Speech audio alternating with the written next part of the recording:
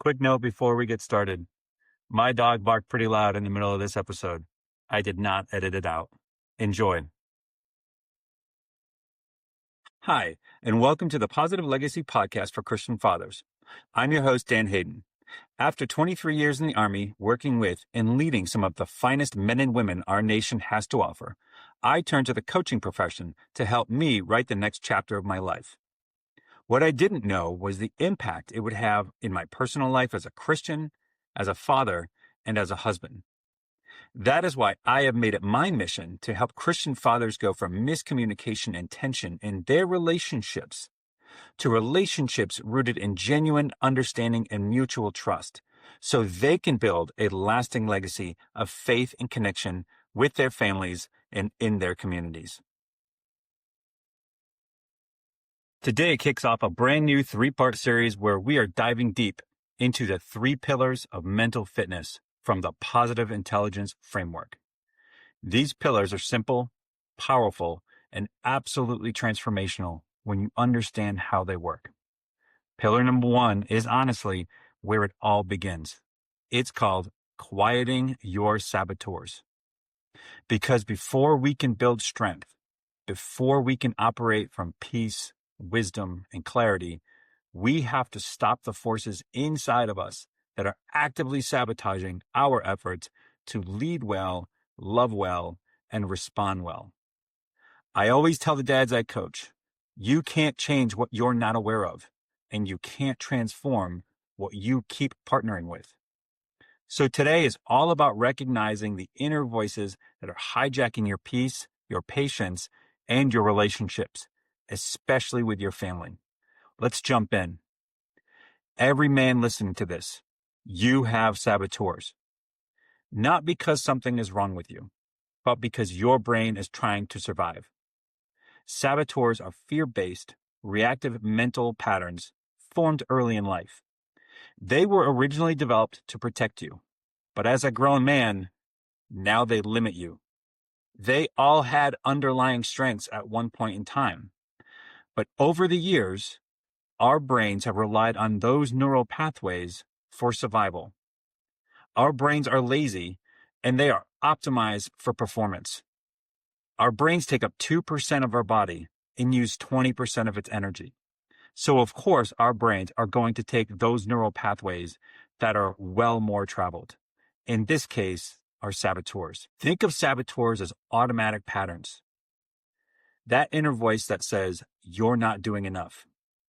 The urge to control everything when you feel uncertain. The defensiveness that kicks in when your teenager rolls their eyes. The voice that says, it's not worth trying, you're going to fail anyway. These voices feel like you because they've been with you for a long time, but they are not aligned with your best self, your spirit-led self, or the father that you want to be. In positive intelligence, PQ for short, the main saboteur, the master saboteur, is called the judge. This is a relentless critic. The judge judges you, the judge judges others, and the judge judges your circumstances. And the judge always has friends. The judge has 9 accomplice saboteurs, and just by saying them, you're probably going to recognize them. The controller, the avoider, the pleaser, the hyperachiever, the stickler, the hyper-rational, the hyper-vigilant, the victim, and the restless. Here's the key. Saboteurs are not random flaws.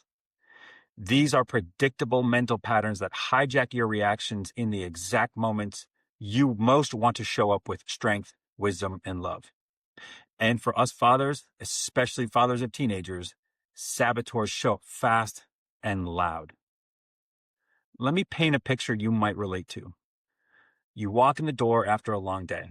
You've been solving other people's problems, making big decisions, pushing through stress. You are mentally and emotionally exhausted. Your teenager's on the couch, scrolling through their phone, and you ask them if they've done their homework, or can you please start on your homework? They just ignore you. Your chest tightens, your tone sharpens, a familiar script starts playing. Why isn't anyone listening to me? Am I invisible? I work hard and this is the respect I get? I've got to get this situation under control. And in that split second, your saboteurs take the wheel. Not because you're a bad dad, not because you're angry at your kid, but because your stress is activating a mental habit, those neural pathways I talked about earlier, a saboteur path that tells you this moment, right here and now, is a threat. And without even thinking, you react. Maybe you snap, maybe you withdraw, maybe you try to mansplain, maybe you get harsh or sarcastic, maybe you check out emotionally. Afterwards, you regret it. You play it over and over in your head. You wish you had stayed calm. You wish you responded with wisdom instead of reaction. But here's the truth most dads never hear. The problem is not your emotions. The problem is the saboteur driving your reaction. When you learn to spot the saboteurs and quit listening to it, everything changes. Your team will, your kids will feel it. Your wife will feel it. You are going to feel it. This is why pillar number 1, quieting your saboteurs, is so foundational. If you don't quiet your saboteurs, your family gets your reactions instead of your values. Let's talk about the 3 saboteurs most Christian dads deal with. See if any of these resonate. Number 1, the controller. I have yet to work with the dad who does not have the controller saboteur. This saboteur believes if I'm not in control, everything will fall apart. It shows up as needing things done your way, getting intense when others hesitate or push back, acting out of urgency, pressure, or frustration, mistaking force for leadership. The controller is rooted in fear of chaos, fear of failure, fear of being seen as weak. But your kids don't need a commander. They need a calm, present father. Next up is the hyperachiever. This one whispers, your value is in what you produce. It drives you to work nonstop, say yes to everything, attach identity to your performance, and put pressure on yourself while unintentionally putting that same pressure on your kids. This saboteur makes connection feel like a distraction. It tells you the rest is laziness. It pushes you into proving instead of being. But your teenager doesn't want the perfect dad. They want you. The third saboteur, the pleaser. This one says, keep everyone happy so you can feel valued. It looks like avoiding conflict or over-accommodating, not saying what you really need, or resenting your family for the weight you carry in silence. I even caught myself saying one time to my kid, do not put me in a position to say no to you. That was my pleaser saboteur speaking. The pleaser believes love must be earned by sacrificing yourself. But love and leadership require healthy boundaries, not quiet resentment. I want to bring this home spiritually for a moment. Scripture talks about the old self, the flesh, patterns formed by fear, pride, and self-protection. And then there's the new self, the renewed mind, the fruit of the Spirit, the sound mind we're called to lead from. Your saboteurs are part of the old patterns. Your sage, your spirit-led self. That's the new. Galatians 5:1 says, it is for freedom that Christ has set us free. Mental fitness is not about earning God's love. It's about letting the Holy Spirit lead your reactions rather than your saboteurs. Your saboteurs create pressure. Your sage creates peace. Your saboteurs react. Your sage responds. Your saboteurs make every moment about survival. Your sage sees every moment as an opportunity to love, to serve, and build connection. How to quiet your saboteurs. Quieting sounds bold, but here's the truth. You don't defeat saboteurs with willpower. You quiet them through awareness and practice. Remember, awareness is the first step to mastery.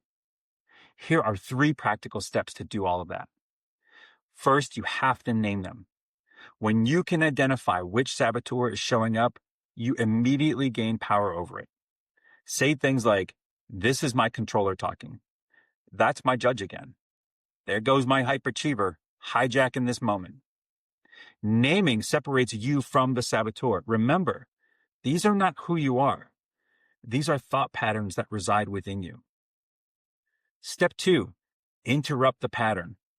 When you feel the surge, the tightening, the urgency, the irritation, pause. Take 10 seconds and shift your attention to something physical. Rub 2 fingers together. Feel your breath. Notice a sound in the room. This is only 10 seconds. This is 3 breaths.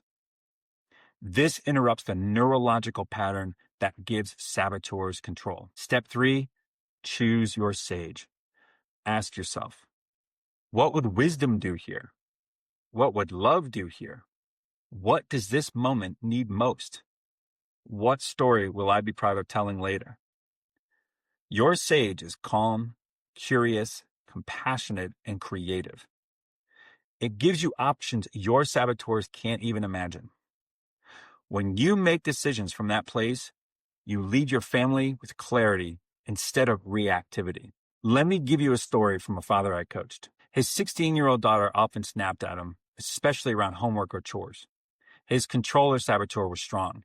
Every time she pushed back, he pushed harder. It became a battle of wills. Tension every night, walls getting tighter.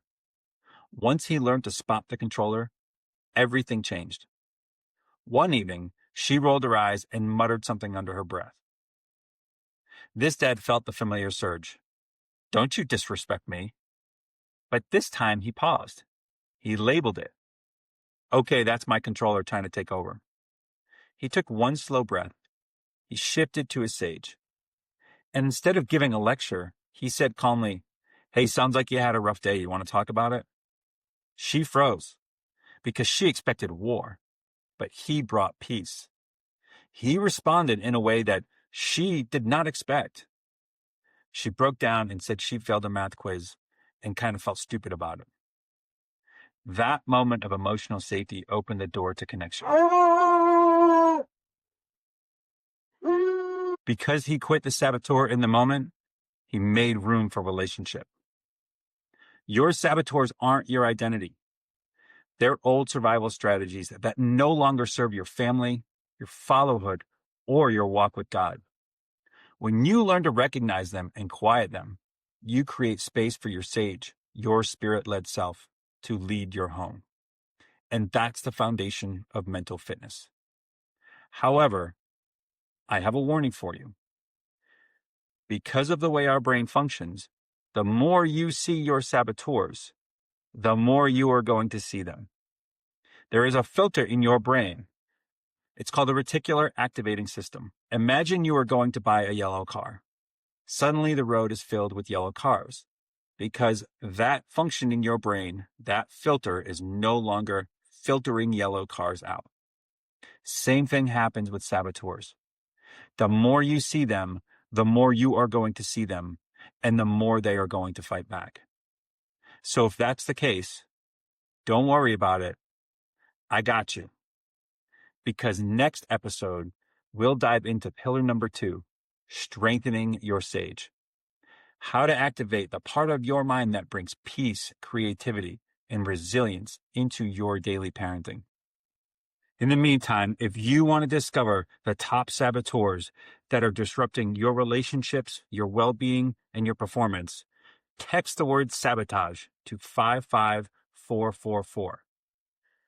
I will send you a link to the saboteur assessment.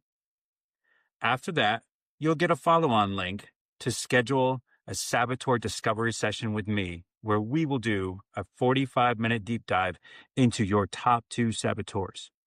But I want to warn you ahead of time. During that session, I am going to make you an offer to work with me and become a part of our academy and our community. Before you head out, I've got 2 quick opportunities for you. First, on January 4th, I'm hosting a free live masterclass called Innovating Family Rituals, Creating Traditions that Transmit Faith. If you want practical, repeatable ways to strengthen your family's spiritual culture, make sure you're there. Next, if you're ready for deeper, long-term growth, take a look at my Positive Legacy Academy. This is my signature year-long coaching program designed to help Christian dads lead with clarity, confidence, and connection. You'll find links for both in the show notes. And if this episode served you, do me a favor, follow the show, leave a quick 5-star review, and share it with another dad who'd benefit. Stay rooted in grace, stay mentally strong, and keep building your legacy one conversation at a time. I'll talk to you next week.